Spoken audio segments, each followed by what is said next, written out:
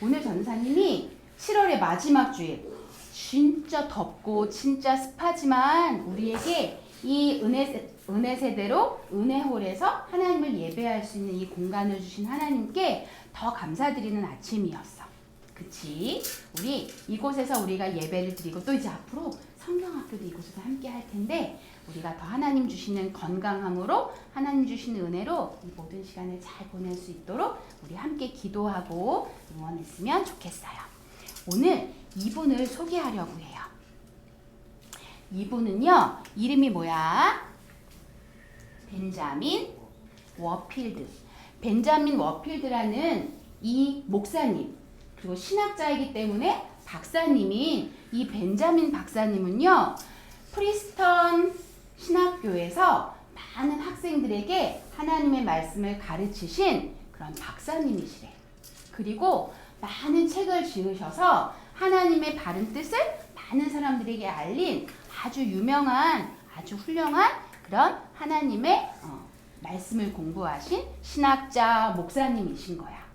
근데 이분의 아내에 대한 이야기는 전도사님도 이 말씀을 준비하면서 알았어. 이분이 어떤 가슴 아픈 일이 있었는지 그 이야기를 잠깐 들려주려고 해. 이분이 25살에 결혼을 했어.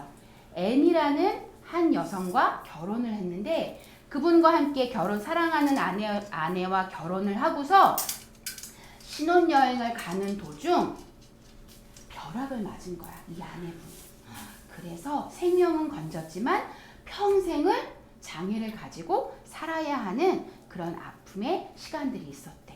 그런데 이 벤자민 이 목사님이 아내를 위해 장장 39년 동안을 사랑하는 아내를 간병하고 섬기고 그 아내가 천국에 갈 때까지 그 아내를 위해서 간호했다는 그런 이야기. 그런데 그 간호할 수 있었던 이 벤자민 목사님의 남편으로서 아내를 지키고 돕고 사랑할 수 있었던 힘은 바로 하나님을 사랑하는 마음이 있었기 때문에 하나님이 주신 그 사랑의 마음으로 아내를 사랑하고 아내와의 약속, 아내의 평생을 장애로 살아가야 하는 그런 아픔을 함께 짊어지고 도왔던. 한 가지 예로는 하루에 2시간 이상을 아내 곁을 떠나지 않았대. 2시간 지나면 꼭 아내 옆으로 다시 돌아오는 그런 아주 귀한 사랑으로 아내의 옆을 지킨 그런 일이 이 벤자민 워필드 박사님에게 있는 예화야. 이분이 이렇게 아내를 하나님의 마음과 하나님의 사랑으로 인내로 지킬 수 있었던 그 약속, 그 사랑, 그것을 기억하며 오늘 말씀을 시작할 거야. 그러면서 이분이 많은 사람들에게 이렇게 고백하셨대. 로마서에 있는 말씀을 인용해서 이렇게 고백하셨는데 잘 들어봐. 하나님께서 사랑하는 자들에게 일어나는 모든 일들은 좋은 것일 수밖에 없습니다. 모든 것을 그분이 다스리심으로 우리 각자에게 일어나는 모든 일로부터 오로지 선한 것들만을 거두게 하십니다. 아멘. 사실 아내가 평생을 장애로 살아가는 그런 아픔을 겪었음에도 불구하고 39년 동안이나 아내의 곁을 지켰던 이 목사님이 이렇게 고백할 수 있었던 것은 바로 하나님의 마음, 하나님의 사랑을 그가 잘 지키고 있었기 때문이라고 생각해. 그러면 우리 하나님의 자녀들이 이 질문을 해보는 거야. 약속의 의미에는 뭐가 담겨있지? 우리 꼭 지키자. 우리 꼭 이거 함께 지키도록 노력하자 라는 게 약속에는 담겨있어. 그러면 우리가 생각해보는 거야. 이 세상에서 우리가 지켜야 할 게 뭐가 있을까? 우리 지키자라고 하는 말 중에 뭐가 있지? 어떤 걸 지키자고 하지, 용현아? 헌법을 지키자. 맞아. 법을 지키자. 또 하율이, 우리가 뭘 아주 쉽게 생각해. 우리 뭘 지키자 하지? 우리 가족들의 건강을 지키자. 건강을 지켜주세요. 전사님이 여기에 하나씩 열어볼게. 나라를 지키겠습니다. 군인은 나라를 지키겠습니다. 라고 말하지. 또 친구와의 관계에서의 예의를 지키겠습니다. 어른들에게 예절을 지키겠습니다. 우리 그렇게 유치원에서부터 학교에서 늘 배우지. 또 지구가 아파요. 이건 뭐예요? 지구를 지켜요. 지구를 지켜야지, 환경을 지켜야지 우리가 건강하게 살 수 있지요. 또 너와 나, you and me, 너와 나, 우리 사람들 관계를 건강하게 잘 지켜야 해요. 또 우리의 하나님 주신 건강을 잘 지켜요. 이렇게 전사님이 생각해본, 우리가 지켜야 할 것들을 생각해본 건 5가지 정도인데, 또 많은 것들이 우리 삶에 지켜야 할 약속들일 거야. 그런데 하나님의 자녀인 우리가 이 모든 것도 다 지켜야 하겠지만, 정말 오늘 성경 속에 나와 있는, 그런데 가장 쉽지 않은 우리가 지켜야 할 것 중에 가장 어려운 건 바로 우리의 마음이에요. 따라해볼까? 우리의 마음. 우리의 마음을 지키는 게 진짜 힘들어. 하나님은 성경 속에서 우리에게 뭐라고 말씀하시는지 우리 함께 보겠어요.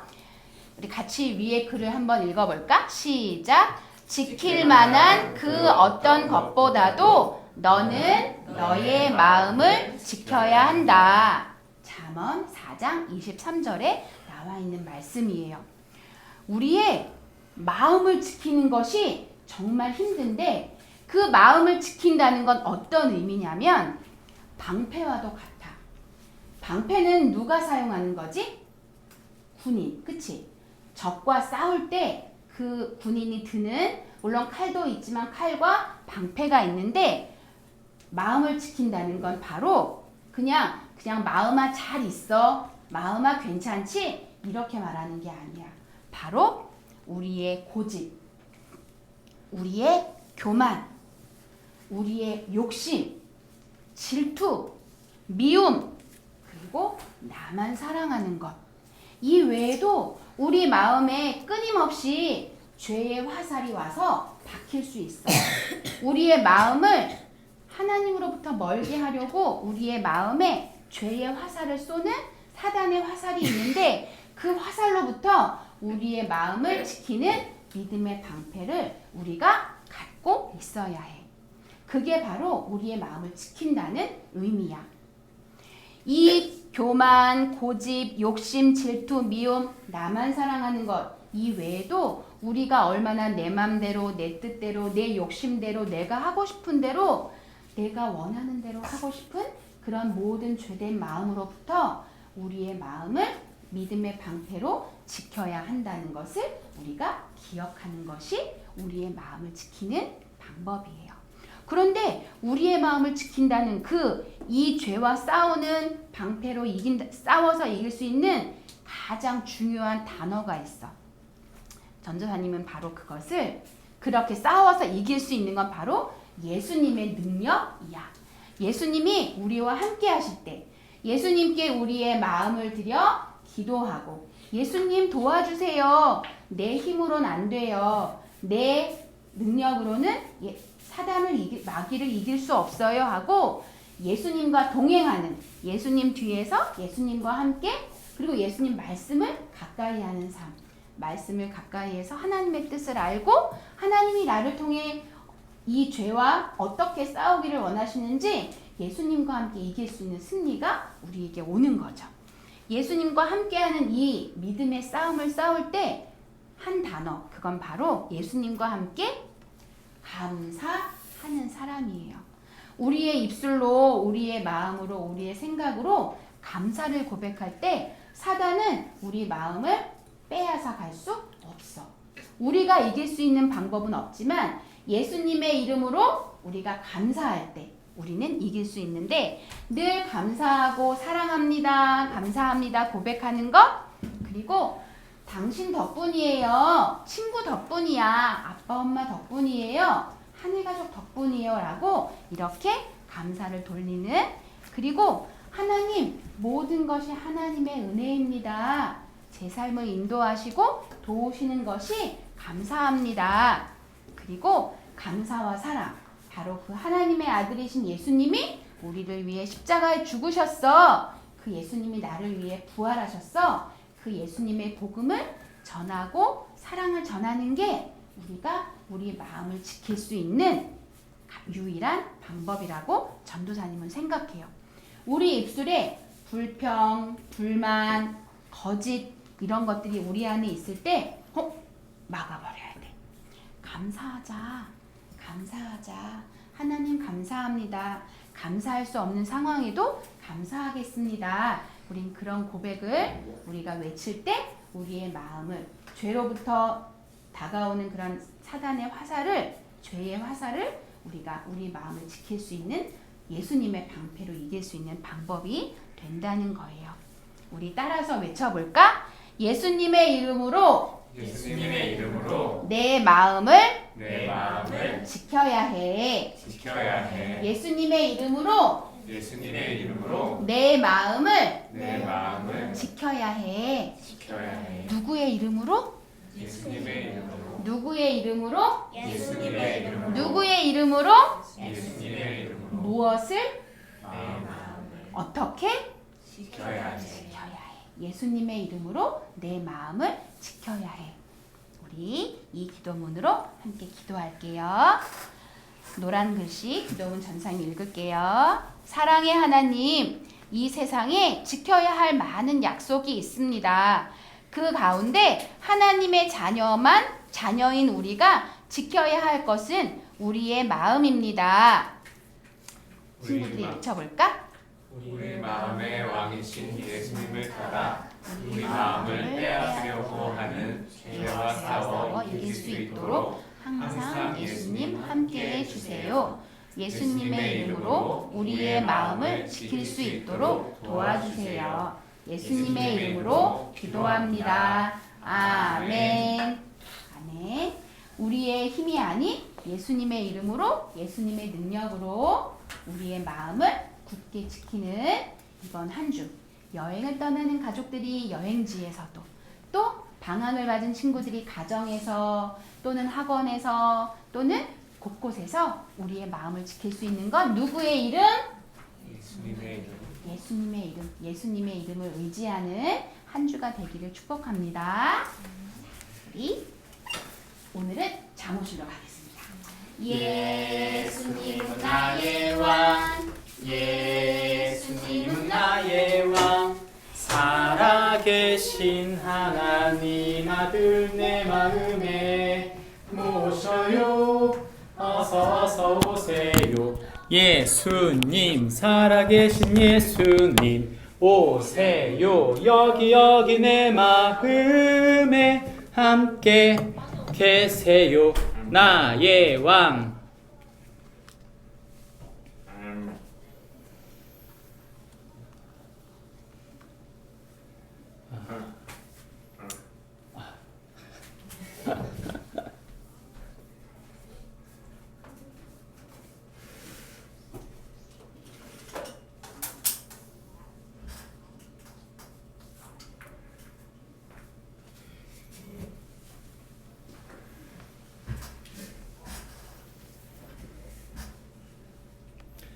저희는 지금 자녀 양육, 기독교적 자녀 양육에 대해서, 복음적 자녀 양육에 대해서 배우고 있는 중입니다.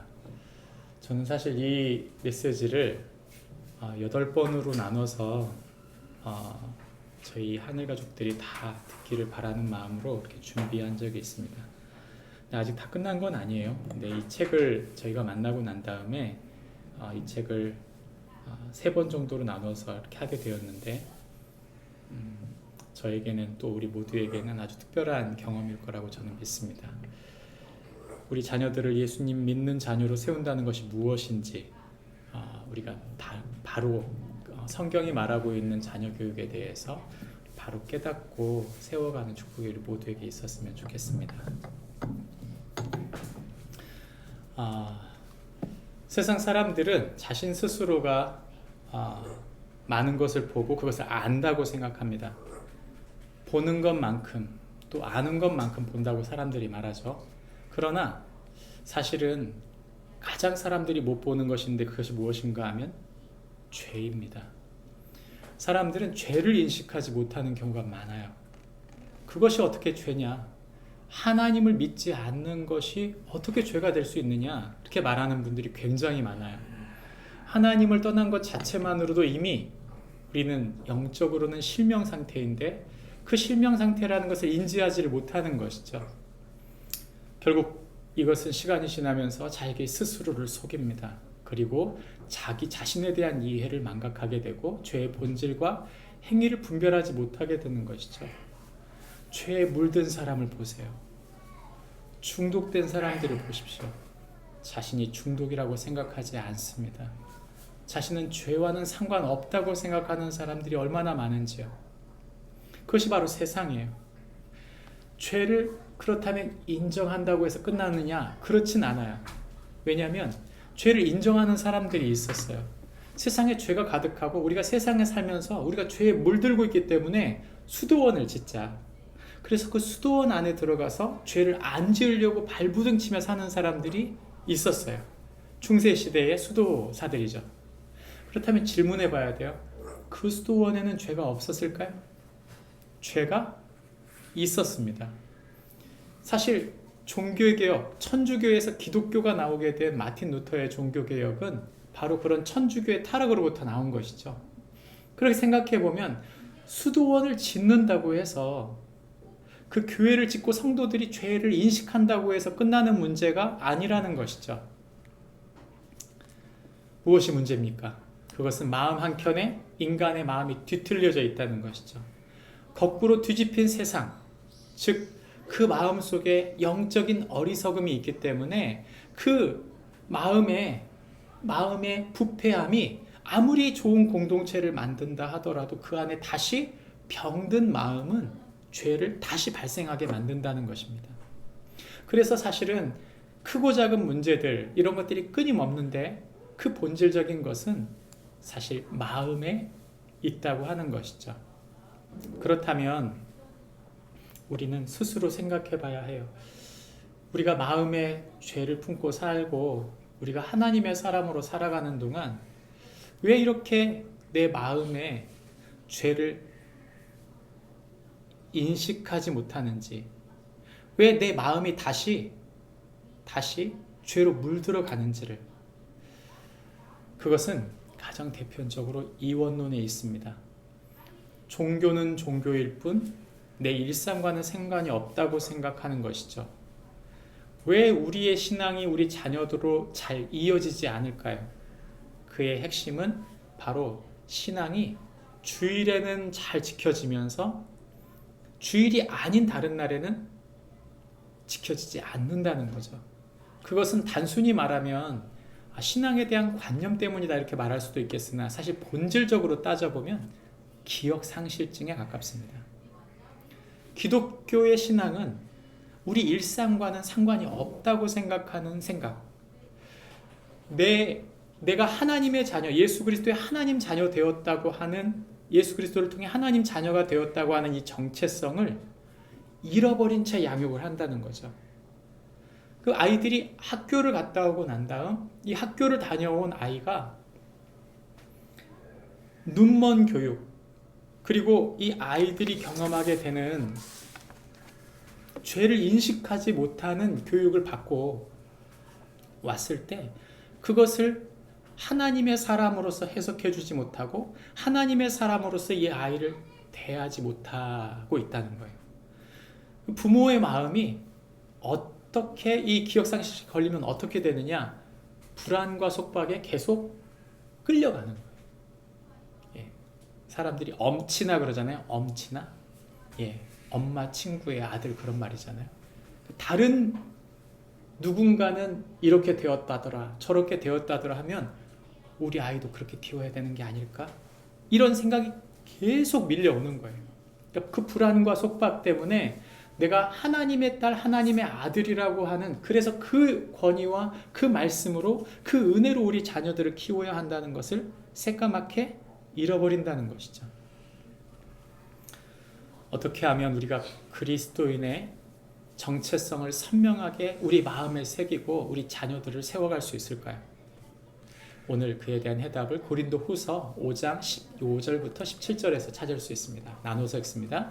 그가 모든 사람을 대신하여 죽으심은 살아있는 자들로 하여금 다시는 그들 자신을 위하여 살지 않고 오직 그들을 대신하여 죽었다가 다시 살아나신 이를 위하여 살게 하려 함이라. 그러므로 우리가 이제부터는 어떤 사람도 육신을 따라 알지 아니하노라. 비록 우리가 그리스도 육신을 따라 알았으나 이제부터는 그같이 알지 아니하노라. 함께 읽습니다. 그런즉 누구든지 그리스도 안에 있으면 새로운 피조물이라. 이전 것은 지나갔으니 보라 새 것이 되었도다. 아멘. 우리가 읽은 성경 부분 말씀을 한마디로 조리면 이런 말입니다. 함께 읽습니다. 시작. 성도는 자기 중심과 육신이 아닌 그리스도를 위한 새 사는 자이다. 성도는 자기 중심과 육신이 아닌 그리스도를 위한 새 피조물로서 사는 자이다. 성경은 말해줍니다. 이 말은 사도 바울이 한 얘기인데요. 사도 바울이 고린도 후서에서 자신의 사도권에 대해서 이야기합니다. 고린도 교회가 사도 바울의 많은 메시지를 듣고 난 다음 그 말씀을 지키기가 싫었어요. 그러니까 사도 바울의 권위를 무너뜨리려고 당신이 정말 예수님의 사도냐? 어떻게 예수님을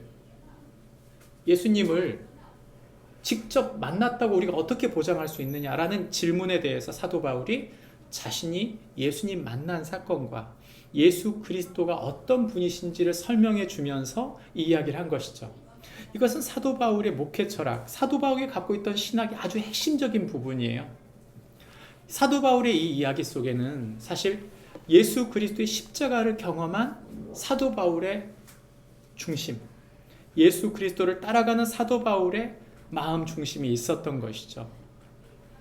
사도 바울의 이 이야기를 통해 우리가 어떤 존재인지를, 사도 바울이 어떻게 본인 자신의 스스로의 정체성을 삼고 살았는지를 뚜렷이 알 수 있는 게 고린도 후서예요. 우리가 그 중에서도 읽었었던 이 본문 말씀은 바로 그의 핵심에 대해 관한 이야기입니다. 다시 말하면 사도 바울은 정체성을 분명히 했다는 거예요. 이랬다 저랬다가 아니라 한 가지로 삼고 산 것이죠. 우리가 신약 성경을 읽다 보면 성경이 경고하는 바가 있어요. 그게 뭐냐면 두 마음을 품지 말라는 말을 반복합니다. 왜냐하면 세상을 살다가 하나님 아버지에게서 받은 우리가 하나님의 아들 딸로서의 그 정체성을 잃어버린 채 한 발은 세상에, 한 발은 교회, 예수님께 두고 살았던 것이죠. 그래서 그 두 가지를 함께 겸하여 섬길 수 없고 그렇게 살 수가 없다고 얘기하는 거예요. 그렇게 살면 어떤 일이 벌어져요? 이원론. 지금 우리가 갈등하고 있는 기독교와 똑같은 양상이 벌어진다는 거예요. 마음을 잃어버린 종교. 행위적으로는 주님을 따라가고 있는 것처럼 보이지만 본심은 없는. 그래서 겉으로는 신앙을 다 갖고 있는 것 같지만 시간이 지나고 보면 신앙이 점점 옅어지고 자녀들에게 믿음이 이어지지 않는 신앙이 되는 이유가 뭐냐? 그것은 바로 본인 마음에 선명한 정체성으로 그 선명한 정체성에 뿌리박은 삶을 사는 게 아니고 흩어진 삶을 살고 있기 때문에 두 마음으로 살고 있기 때문에 계속 양분화되는 거예요. 그 세계관 속에는 자신이 가지고 있는 직업관, 결혼관, 가정관, 물질관, 권위에 대한 생각, 그가 갖고 있는 사회관, 그의 모든 세계관이 다 작용하고 있는 거죠. 우리가 진짜 예수 그리스도를 만난 정체성을 갖고 있는 사람이라면 이 모든 것이 통합되는 것은 너무나 자연스러운 일인데 그 자연스러운 일로 이루어지지 않은 채 이리저리 흔들리고 있다는 뜻인 거죠. 우리가 자녀 양육을 이야기하는 이유가 바로 거기 있어요. 우리가 자녀 양육을 이야기할 때 기독교적 자녀 양육, 복음적 자녀 양육을 얘기하면 우리가 지금 우리 자녀를 잘 키우자는 얘기구나. 여러분 결코 거기서 멈추지 않습니다. 전체가 다 이어진 얘기거든요. 오늘 우리는 두 번째 이야기를 나눌 텐데 가정의 복음적 변화의 원리 두 번째는 세 가지 정도로 오늘 이야기할 겁니다. 첫 번째는 하나님 자녀가 하나님 자녀를 세운다는 것, 정체성의 이야기죠. 두 번째는 긴 호흡, 인생 전반에 걸친 긴 호흡으로 양육해야 된다. 세 번째는 양육은 잃은 양을 찾는 것이다. 인간의 본연의 마음에 있는 어리석음, 그것을 깨트리고 세워야 가야 한다는 것이죠. 첫 번째, 하나님의 자녀가 하나님의 자녀를 세운다는 것입니다. 사도 바울은 우리가 읽었던 성경 본문에 우리에게 분명히 15절에서 이렇게 말합니다. 그가 모든 사람을 대신하여 죽으심은 살아있는 자들로 하여금 다시는 그들 자신을 위하여 살지 않고라고 단정하고 시작해요. 다시 말하면 나 자신을 철저히 하나님 앞에 부복시켜 가는 거죠. 나 자신을 철저히 부복함이 우선순위 되는 거예요. 내가 예수 믿었다는 말은 나 자신을 부인한다는 뜻입니다. 우리가 세상 살면서 갈등하게 되는 이유는 어느덧 우리가 하나님의 뜻을 따른다고 말하면서 어느 순간 나 자신의 생각과 나 자신을 위한 계획이 계속 스며들고 있다는 것을 잊어버린 채 사는 거죠. 그래서 사도 바울이 우리에게 해주고 있는 이야기가 우리는 자기 중심성, 내 육신을 위해 사는 것이 아니라 바로 예수 그리스도 안에서 우리가 전혀 새로운 피조물이 되었다는 것을 말합니다. 우리가 생각해보면 이 말에 되게 유혹을 많이 이루어요. 많이 당해요. 그게 뭐냐면 당신이나 나나 다른 게 뭡니까? 똑같은 밥 먹고 똑같은 생활하고 똑같은 직장 다니고 똑같이 공부하고 똑같이 살아가고 있는데 우리가 과연 다른 게 뭡니까? 라고 표면적인 것을 얘기할 때 우리가 잃어버려요. 그렇지 않습니다. 우리 중심과 내면이 다른 사람들이에요. 뭐가 다릅니까? 새로운 피조물이라고 말했어요. 성경은 우리에게 그리스도 예수로 인한 그 안에 있는 새로운 피조물이라. 카이노스, 크티시스라는 말은 이 세상에 존재하지 않은 전혀 새로운 거라는 거예요. 전혀 새로운 것. 이전에는 경험해 본 적이 없는, 사람들이 지금까지 보지 못한 전혀 새로운 가치와 새로운 존재가 나타났다는 거죠. 그게 그리스도인이에요. 여러분, 우리가 전혀 새로운 패러다임으로 살아야 한다. 그리스도 안에 전혀 새로운 패러다임으로 살아야 해요. 그 말씀의 통치가, 그 하나님 나라가 우리를 그렇게 세워가는 것이죠. 그런 존재로 세워갈 때, 우리가 그런 존재가 될 때 자연스럽게 우리 자녀에게도 그런 존재로 세워갈 수 있어요. 이전에 가던 길이 아니라 전혀 새로운 길을, 이전에 했던 생각이 아니라 전혀 새로운 생각을 할 수 있는 것은 하나님 안에 붙들린, 하나님 말씀에 붙들린 하나님의 사람이 될 때 우리 자녀들이 그렇게 된다는 것이죠. 우리 자녀들에게 부모로서 내가 하나님의 사람으로 잘 세워지지 않으면서 너는 하나님의 사람으로 잘 살아라 말이 안 돼요. 그 말이 통용되지 않는 겁니다. 그 말이. 그래서 중요한 것은 무엇인가? 자녀들과 함께 부딪혀야 된다는 것이죠. 우리가 하나님의 사람으로 정체성을 가지고 내가 하나님의 자녀로 살아가는 것을 나 혼자만 할 게 아니고요. 내가 먼저 부대끼고 하나님 앞에 오늘 한 걸음 한 걸음을 살아가며 그 은혜 가운데 살아가는 것을 우리 자녀에게 똑같이 가르칠 수 있도록, 공유할 수 있도록 함께 하는 거예요. 계속 지속적으로 이 일을 함께 하는 것이죠. 우리의 목표는 성공이 아닙니다. 정확히 말하면 우리의 목표는 구원이에요. 구원받은 백성이 구원받은 백성을 세울 수 있기 때문입니다. 하나님께서 우리를 구원하셨다는 말, 그 말은 우리가 더 이상 세상에 매이지 않고 하나님의 나라, 하나님의 계획을 우리의 삶 가운데 세워가고 있는 거죠. 그리고 그것들을 우리 자녀들에게 이야기할 필요가 있다고 말하는 것입니다. 만약 우리가 그런 하나님 나라의 계획을 세우지 않은 채 정체성이 흐트려져서 우리가 하나님의 자녀를 세우는 데 있어서 하나님의 자녀로 내 아이를 보지 않고 이 아이를 세워가면서 이 아이 때문에 내 정체성을 세워간다는 착각을 한다면, 하나님에게서 나의 정체성을 찾지 않은 채 세상 사람들처럼 자녀를 통해서 나의 정체성을 세워가려고 한다면 어떤 일이 벌어지는가? 폴 트립은 우리에게 세 가지 일이 벌어진다고 하는데, 첫 번째는 스스로 걸려 넘어질 거다. 함정이 돼요.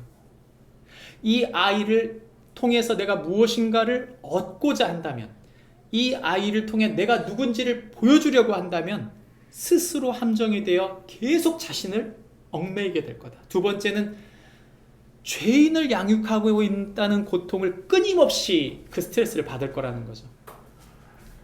그러면 아이들이 죄인이 아닌가요? 모두 죄인이에요. 근데 죄인이 죄인을 감당하려니 감당이 안 돼요. 이 죄인을 누가 속해야 돼요? 하나님의 새로운 사람으로 주님이 건지셔야 되는 문제인데, 이것을 내가 이 죄인, 나도 죄인인데 얘를 건지려고 하니까 더 많은 고통이 오는 거죠. 답이 없어요. 세 번째는 기대 욕구에 대한 부담감이에요. 그러니까 나에 대해 이 아이에게 기대하면 기대할수록 실망감이 커져요. 거꾸로 말하면 기대감을 맡기십시오, 하나님께. 그런 말이에요. 이 아이를 하나님의 손에 맡긴다면 하나님이 일으키실 것을 믿고 이 아이 속에 하나님이 일하실 거다. 그걸 믿어야 된다는 거죠. 내가 불어넣는 게 아니에요. 내가 주님의 사람으로 세워지고 하나님의 사람으로 그 영적인 교제, 성령 안에서 교제하고 그렇게 서로가 자라가면 이 아이 속에 일하시는 하나님이 이 아이를 붙들어 사용하실 거라는 걸 믿어야 된다는 거죠. 우리는 그런 함정에 빠지고 그런 고통에 빠지고 그 부담에 눌려서 이 부담에 눌린 부모들이 끊임없이 고통당하고 있어요. 그러니까 아이들이 대학을 가고 나면 다 끝났다고 생각하죠? 그런가요? 그렇지 않아요. 끝나지 않았습니다. 제가 최근에 생각하는 건 그거예요. 아이를 대학 보내고 난 다음에 든 생각이, 이게 끝이 아니었구나. 끝이 아니구나. 왜 끝이 아니에요? 이 아이가 학교가 끝나고 나중에 직장을 다니고 결혼을 하고 아이를 낳고 가정을 이루고 그 가위를 세워가고 언젠가는 이 아이와 헤어지는 그때까지 우리가 돕고 세워가는 거예요. 독립은 독립입니다. 그러나 독립했다고 끝나는 문제가 아닌 이유가 뭐냐면 우리가 이 아이들의 그 다음을 똑같이 살아내는 거거든요. 우리가 이 아이를 독립시켰다 하더라도 우리가 그 나머지의 인생을 어떻게 사는지를 보여주는 거예요. 그 나머지 인생을 그리스도 안에서 우리가 갱년기를 보내고 난 다음 마지막까지 그리스도를 향해 사는 삶을 살 때 이 아이들이 그렇게 살게 되는 거죠. 특히나 한국 사회에는 결혼했다고 끝나는 사회가 아닌 것 같아요. 결혼해도 자녀를 낳아도 자녀를 키울 수 있는 환경과 상황이 어려운 시대예요, 지금. 그만큼이나 독립이 쉽지 않고 그만큼이나 부모가 끝까지 하나님 아버지를 붙잡아야 되는 이유가 분명하다는 것이죠. 여러분, 아이를 나의 성적표나 보상으로 생각하면 안 됩니다. 이 아이의 진정한 의미와 목표 그리고 정체성과 평안은 누가 주는가? 바로 하나님, 그분께 있음을 잊지 않아야 합니다. 예수님께서 바로 그것을 말씀하셨어요. 예수님께서 제자들을 양육하실 때 예수님은 제자들이 하나님의 사람으로 세워질 수 있도록 말씀으로 가르치셨습니다. 그리고 하나님의 말씀이 그들 안에 역사했을 때 성령이 충만한 제자들이 되었을 때 어떻게 했어요?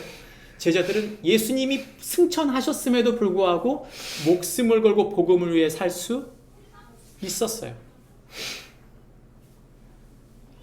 우리가 하나님 아버지의 아들, 딸로 그 정체성으로 살아가면 예수님께서 그 제자들을 세웠던 방식으로 성령이 그들을 이끄셨던 것처럼 우리 아이들을 하나님의 성령이 이끌게 되면 여러분, 우리는 걱정하지 않아도 되는 줄 믿습니다.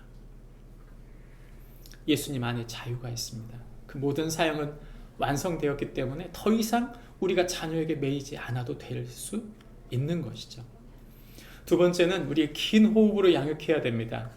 출애굽기 말씀에 보면, 빌립보서 말씀에 보면 두렵고 떨림으로 너희 구원을 이루라 이렇게 말하죠. 새 번역에 보면 사도 바울은 빌립보 성도들이 여전히 불평과 시기와 구부러지고 뒤틀린 세대를 살고 있다고 말해요. 우리 시대를 가만히 살펴보면 딱 맞아요. 구부러지고 뒤틀린 세대가 맞습니다. 하나님의 자녀로 순결하고 흠없이 산다는 것이 거의 불가능에 가까운 시대예요. 이 시대가. 그런 이 시대 속에서 우리 아이들이 얼마나 연약하고 부족한 존재인지를 우리는 계속 볼 수밖에 없어요. 볼 수밖에 없습니다. 중요한 건 이것인데 통계를 내봤어요. 이제 이 통계를 내봤더니 그 부모와 자녀의 신앙적인 대화가 얼마나 이루어지는가 그랬더니 믿는 가정에 대한 이야기예요. 안 믿는 가정이 아니에요. 믿는 가정에게 통계를 나봤더니 한 12% 정도만 자주 신앙에 대한 이야기를 한다 이렇게 말했고, 나머지는 뭐 가끔은 큰 의미가 없고 별로 하지 않는다, 전혀 하지 않는다. 무슨 말입니까? 자녀와 이야기를 해도 신앙적인 얘기는 별로 안 하는 거죠. 여러분, 우리가 예배와 함께 현실적인 고민을 다뤄야 필요가 있는 게 바로 그런 지점이에요. 아이들에게 무엇인가 이야기를 나눌 때 그것이 모든 신앙의 이야기로 이어질 수 있도록 꼭 이것이 꼭 그렇게 되어야만 한다고 생각하는 강박에 대한 이야기를 하고 있는 게 아니고요. 자연스럽게 그것이 믿음으로 이어질 수 있도록 부모가 신중하고 기도하면서 이 일을 하나씩 이루어야 된다는 거죠. 그래서 이 아이가 갖고 있는 물질관, 비전, 그리고 이성관, 그리고 이 아이가 가지고 있는 세계관을 하나씩 다듬어줘야 된다는 거예요. 그냥 무조건 예배드리자, 무조건 기도해라, 말씀해라가 아니라 충분히 부모가 그걸 소화하고 나면 이게 보일 수밖에 없고요. 하나님 보여주실 때 그것을 하나하나 이야기하는 게 굉장히 중요하다는 것입니다. 부모와 자녀가 믿음의 관계로 세워지는 것. 그래서 그것이 끝까지 이어지는 긴 호흡으로 간다는 말은 이 아이의 인생 전체가 양육이라는 사실을 기억하고 가야지 조급하게 내가 이번 기회에 이 아이에게 평생토록 예배를 드릴 수 있도록 하겠다. 애가 나중에 예배 안 드려요. 마음도 없는 예배를 드리려고 했으면 저는 오히려 역작용을 일어난다고 생각해요. 우리가 성숙해야 될 이유는 다른 게 아니라 우리 안에 소화된 예배, 우리가 소화된 신앙을 나눈다는 것은 굉장히 소중한 것이죠. 왜 그게 소중합니까? 자녀들이 몰라요, 그거를. 자녀들이 그걸 인식하는데 시간이 걸리거든요. 자녀들이 인식하지 못하고 있는 게 뭐냐면 죄에 대한 인식을 못하는 거예요. 반항하고 제멋대로 하면서 자신이 죄인이라는 인식을 하지 못하는 거죠.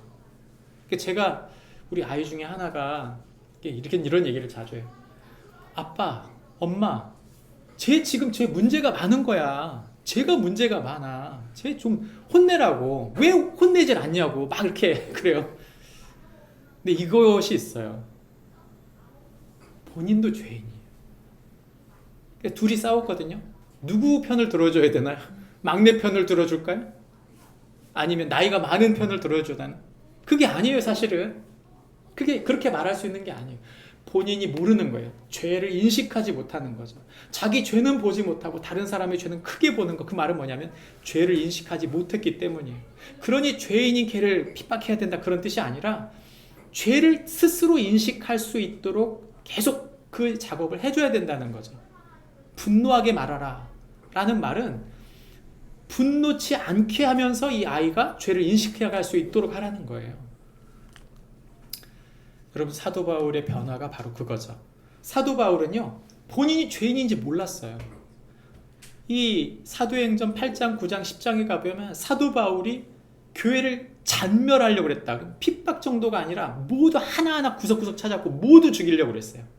근데 예수님 만나고 나 그의 눈에 비늘 같은 것이 벗어졌다 이렇게 말하는데, 그것이 바로 이 사람의 죄성을 보게 만든 것이죠. 사도 바울의 변화는 예수님을 만나고 난 다음, 그가 죄를 인식하고 난 다음에 그는 완전히 무너진 사람이 된 거예요. 사실 우리 아이들이 예수님을 잘 만나지 못하는 것은 본인도 죄인이라는 사실을 인식하지 못하기 때문이라는 거죠.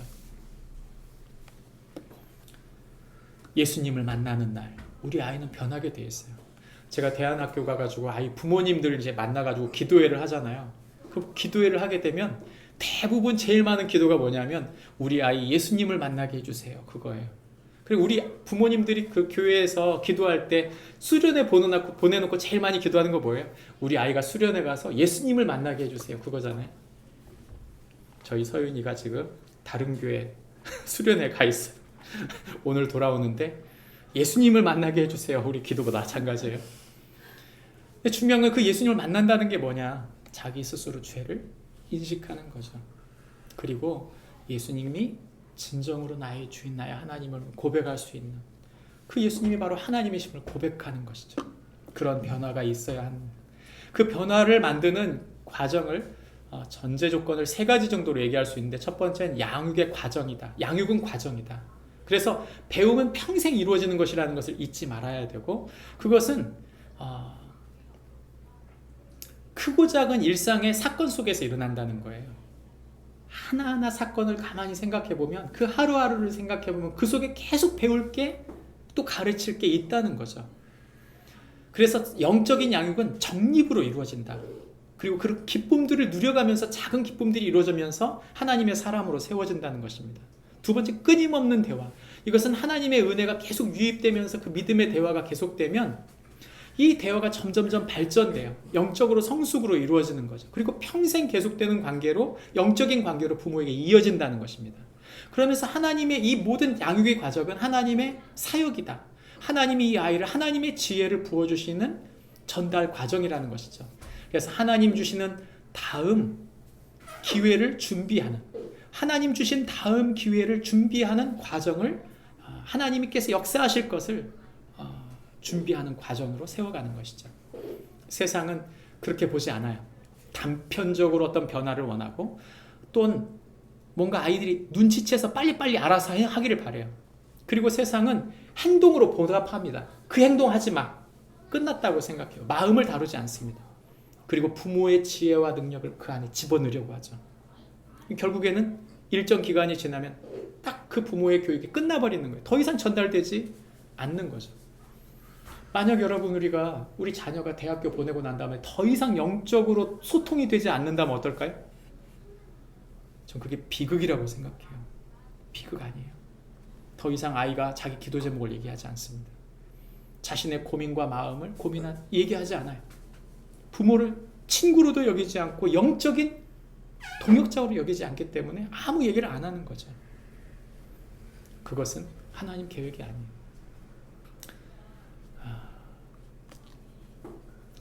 우리가 번민과 갈등의 순간들이 계속 있어요.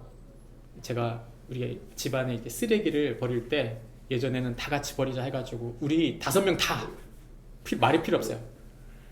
쓰레기 버리자 그러면 다 같이 나와서 공부하던 거 다 내려놓고, 하던 거 다 내려놓고 다 같이 움직였어야 돼요. 그렇게 한 1년을 했거든요. 근데 어느 순간부터인가 하나씩 빠져요. 어느 순간 또 제가 혼자 하고 있는 거예요. 제가 굉장한 갈등이 있어요. 지금도 군대처럼 다 그렇게 할까? 지금은 그걸 포기했어요. 아이를 포기했냐? 그게 아니에요. 진정한 것은 무엇인가? 내가 하나님의 아들로 그냥 아무 말 안 하고, 좀 주님이 이렇게 말하는 것 같아요. 제발 너 혼자 조용히 그냥 섬겨라. 예수님이 너를 그렇게 섬겼던 것처럼 너 또한 그렇게 그냥 섬겨라. 네 자녀가 언젠가 깨달을 날이 올 거다. 깨닫고 자발적으로 하는 게 진짜지, 군대식으로 언제까지 그걸 계속 할 거예요? 아니라는 거죠. 그게. 그래서 최근에는 안 시킵니다. 안 시켜요. 혼자 합니다. 근데 여러분 그거 아세요? 혼자 할 때마다 갈등이 있어요. 막 안에서 올라오는, 왜 나 혼자 하고 있는 것인가? 이게 바른 교육인가? 계속 갈등하는 거예요. 근데 주님 잘 생각해 보세요. 주님이 하신 방식은 억압이 아니에요. 그분은 기쁨으로 섬기셨어요. 우리가 잘 생각해 봐야 됩니다. 아이들이 깨달을 때가 반드시 와요. 그래서 이 영적인 번민과 갈등의 그 순간, 쓰레기를 들고 나가면서 번민하는 그 순간 주님이 일하신다. 주님이 일하실 거다. 기쁘게. 근데 분명히 한 번은 말하고 가요. 나 쓰레기 버리러 간다. 나오려는 나와라. 얘기는 하고 가요. 물론 저희 와이프만 나오지만 언젠가 아이들이 나올 거다 믿고 합니다. 중요한 거는 제가 편하려고 하는 게 아니라 무엇이 진짜 가르침인지를 생각해 보는 거예요. 하나님이 일하실 것입니다. 그 안에 하나님의 성령이 일하시는 것이 과연 무엇인지를 고민해 봐야 된다는 것이죠. 그것은 대부분 굉장히 갈등되는 어떤 사건이 일어났을 때 하나님이 뭘 말씀하실지라는 질문을 던져볼 때 답이 나온다는 거예요. 전 이 책을 보다가 굉장히 깊이 깨달은 게 그거예요. 문제가 크게 터졌을 때, 크고 작은 문제가 터졌을 때 주님이 주시는 힌트가 있다는 거죠. 그때 바로 하나님이 원하시는 걸음을 걸어가면 하나님이 반드시 일하신다. 예수님의 성령이 우리 제자들을 세웠던 것처럼 우리 자녀들을 그렇게 세울 것이라는 것입니다. 구원의 과정은 일상의 상황과 관계 속에서 일하신다. 일상 속에서 하나님의 구원의 은혜가 일하시지 일상이 아닌 영역에서 수련회에서만 우리 아이를 만날 거다. 그래서 교회가 이원론이 됐어요. 부모가 그 믿음의 교육을 하나님의 은혜를 날마다 순간마다 흘려보낼 수 있도록 그 관계를 세워가야 된다. 이것을 잊지 않는 축복이 있길 바랍니다. 마지막은 양육은 잃은 양을 찾는 것이다. 누가복음 15장 1절부터 7절 말씀에 보면 이런 말이 나옵니다. 그 중에 하나를 잃으면 99마리를 들에 두고 그 잃은 것을 찾아내기까지 찾아다니지 아니하겠느냐 이렇게 나옵니다. 여러분 우리가 자녀를 주셨는데 포기할 수 있을까요? 예, 포기할 수 없어요. 절대 포기할 수 없습니다. 자녀는 포기할 수 없어요. 다른 사람 몰라도 자녀는 절대 부모는 포기 못합니다. 똑같아요. 하나님이 자녀를 뭘로 보냐면 잃은 양으로 본다는 거죠.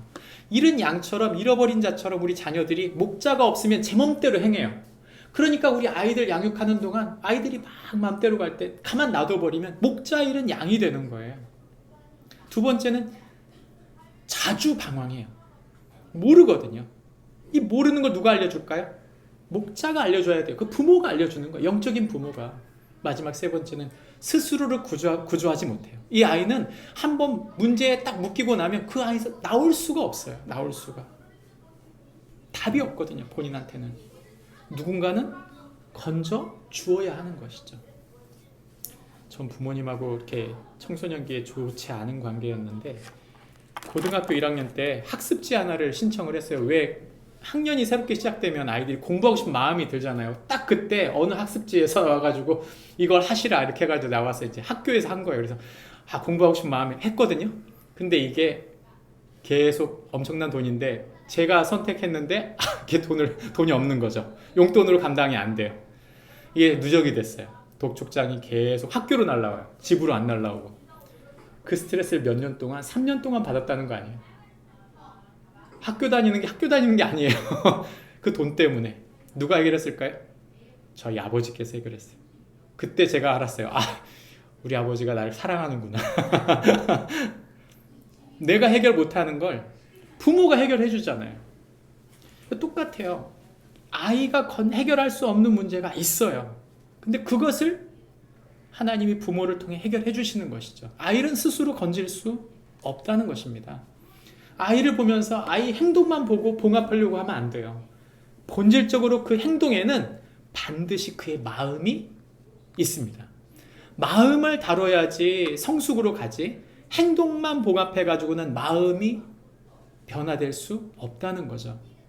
마음을 살피는 동안 숨은 원인을 발견하고 지속적으로 변화될 수 있도록 도와야 해요. 마음을 살피지 않은 다음 깊은 대화, 깊은 관계 속으로 들어가지 않은 다음 아이를 변화시킨다? 그 일은 일어나지 않습니다. 통계를 봤어요. 통계를 보니까 대부분 한국 교회에 있는 기독교 청년들이 교회를 떠나는 시기가 청년 후, 취업 후, 결혼 후 계속 떠나요. 몇 퍼센트가 거의 70%에 가깝게 우리 자녀들이 교회를 떠나더라는 거죠. 근데 이 교회를 떠나는 마음을 살펴보는 게 더 중요한데 왜 교회를 안 나오느냐 물었더니 교회에 출석하고 싶은 마음이 생기지 않았다는 거예요. 왜요? 교회에서 알려주지 않아요. 그거를. 교회라고 하는 게 내 일상하고는 별로 상관이 없다고 생각하고 시간을 들일 필요가 없다고 생각해요. 이것은 나의 개인적인 삶하고는 상관이 없다고 생각하는 거예요. 그래서 교회가 예배드리고 뭔가 애쓰고 힘쓰는 뭔가에 에너지를 다 쏟아버린 채 실제로 자기의 삶의 일상 속에는 별로 영향력을 못 받고 있다는 얘기를 아이들이 하고 있다는 거죠. 누구 때문에? 이것을 보여주지 못한 부모 때문에. 그러니까 기독교인 부모인데도 비기독교인 부모나 다를 바가 하나도 없는 거예요. 그 부분 때문에 사실 아이들이 교회를 떠났다고 말하는 게 더 정확합니다. 마음의 상태를 다루지 않거든요. 그러니까 부모들의 생각이 그거예요. 대학교를 가르쳤으면 더 이상 가르칠 게 없다가 아니에요. 평생 가르쳐요. 평생 내 삶으로 보여줘야 되고 삶의 지혜, 하나님 말씀을 내가 그렇게 살아가면서 가르쳐줘야 이 아이가 그렇게 가는 것이지, 내가 가르쳐주는 건 여기가 끝이다, 대학교 보내고 끝난다면 우리 아이가 어떻게 할까요? 우리 아이가 똑같이 대학교 딱 끝나고 나면 더 이상 아이에게 기대하지 않겠죠. 저는 교육이 끝이 그게 아니구나. 우리가 무덤에 들어가는 그날까지, 숨을 거두는 그날까지, 하나님 부르시는 그날까지 우리 자녀들에게 본이 되고 그 말씀대로 살고 그것을 영적으로 동역하며 나눠야 된다는 것이죠. 이런 신앙의 성숙을 우리가 가질 때만 우리 자녀들에게 그것을 나눠줄 수 있다는 것입니다. 우리 자녀들은요, 우리도 마찬가지지만 사실은 인간 본질적으로 마음속에는 어리석음이 있어요. 히브리 말로는 나발, 헬라어 말로는 아포론이라고 하는 말은 다른 말이 아니에요. 불신앙이라는 뜻입니다. 하나님을 떠나고 싶은 마음이에요. 그러니까 하나님을 떠난 마음이라고 하는 것이 그 마음에 자리 잡고 있기 때문에 우리 아이들이 대학교를 지나고 나서 가만 놔두면 교회 나오다가 나 별로 상관이 없는데요 라고 떠나는 이유가 뭐예요? 하나님하고는 상관없다고 생각하는 마음의 어리석음이 여전히 살아있다는 거죠. 우리 인간은 그래서 그 어리석음을 주의해야 해요. 그 어리석음이란 다른 게 아닙니다. 똑똑하지 못하다는 얘기가 아니라 하나님을 잃어버렸다는 얘기죠. 우리 아이들이 자주 실수하는 두 가지 거짓말이 있습니다. 첫 번째는 자율성이에요. 자율성. 그것은 독립적으로 난 자신이 완벽하기를 원하는 마음이기 때문에 나는 나 스스로 내가 하고 싶은 거예요. 그리고 내가 무엇인가를 했을 때 그 자부심을 갖고 싶어요. 목사님, 자율성이나 자부심 다 좋은 말 아닙니까? 좋은 말이죠. 문제는 뭐냐면 어리석음. 하나님 없는 자율성과 자부심이 강력하게 발동할 때 증폭돼요. 그래서 하나님 없는 방향으로 더 강력하게 간다는 게 문제예요. 우리가 하나님의 안에, 진리 안에 자유하고 하나님 안에 그 하나님의 자녀로서의 정체성이 분명하다면 자신의 그런 자기 주장, 자기 교만을 내려놓게 된다는 것이죠. 그런 의미에서 우리가 우리 아이들을 그리스도 안에서 키우는 게 중요한데, 우리 자녀들이 그리스도 안에 자라가려면 이 5가지가 필요하다고 말합니다. 첫 번째는 통찰력인데 스스로를 볼 줄 아는 통찰력. 두 번째는 분노와 갈등을 극복할 줄 아는 자비. 그리고 세 번째는 도움의 손길에 대한 희망. 네 번째는 하나님의 도구로서의 구조. 5번째는 죄를 거절하는 분별의 지혜예요. 이 말은 뭐냐면 사실 이 모든 게 그리스도 예수 안에 있는 것들이에요. 단순히 통찰력, 자비, 희망, 구조, 이해가 아니라 이것이 바로 그리스도 안에 있을 때 경험하게 되는 자신, 그리스도 안에서 그분의 자비, 그리스도 안에서 그리스도 안에 주게 되는 희망들, 그리스도 안에서 거두게 되는 구원의 소망들, 그리스도 안에서 죄를 분별하고 그것을 이겨내는 지혜가 필요하다고 말하는 것이죠. 말씀을 맺으려고 합니다. 그렇다면 부모는 어떤 사람으로서야 할까요? 저는 부모는 예수님을 닮은 사랑을 기초한 아름다운 권위를 가져야 한다고 믿습니다. 우리 엄마, 우리 아빠는 예수님을 닮진 않았다. 예, 사실은 바로 전 이게 핵심이라고 생각하는데, 우리 엄마, 우리 아빠를 생각하면 예수님이 생각난다. 전 이거보다 더 좋은 교육은 없다고 믿습니다. 우리가 예수 닮아가려고 살아가는데 우리가 살아가는 삶은 섬김을 받으려고 사는 삶이 아니에요. 우리 자녀들이 나를 잘 섬겼으면 좋겠다. 빨리 내려놓으십시오. 주님은 우리에게 이 아이들을 섬기라고 맡겨주셨고, 이 아이들을 힘껏 세워가면, 이 아이들이 진짜 주님을 섬기면 섬기지 말라고 해도 알아서 섬깁니다.